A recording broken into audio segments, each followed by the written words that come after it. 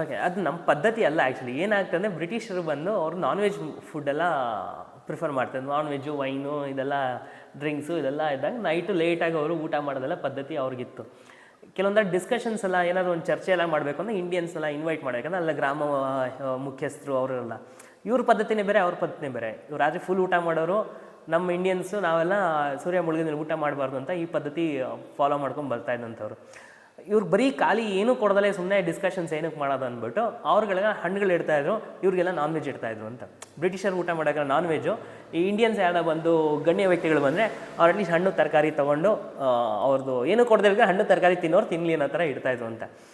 ಇದು ಅರ್ಥ ಇದನ್ನು ನಾನ್ ವೆಜ್ ಎಲ್ಲ ತಿಂದ್ಬಿಟ್ಟು ಆಮೇಲೆ ಹಣ್ಣು ತರಕಾರಿ ಎಲ್ಲ ತಿನ್ನಬೇಕು ಅಂತಲ್ಲ. ನಮ್ದು ಏನಾಯಿತು ಇವಾಗ either you should eat food or fruits. But ನಮ್ದು ಇವಾಗ ಮದುವೆ ಆಗಿದ್ವಾಗೆಲ್ಲ ಹೋದಾಗ ಏನಾಗುತ್ತೆ, ಇಲ್ಲಿ ಫ್ರೂಟು ಇರುತ್ತೆ, ಇಲ್ಲಿ ಊಟನೂ ಇರುತ್ತೆ. ಅಯ್ಯೋ ಇದು ಮುಗಿಸ್ ಅದು ತಿನ್ನಬೇಕು ಅಂತ ಇದು ತಿಂತೀವಿ ಅದು ತಿಂತೀವಿ. ಆ್ಯಕ್ಚುಲಿ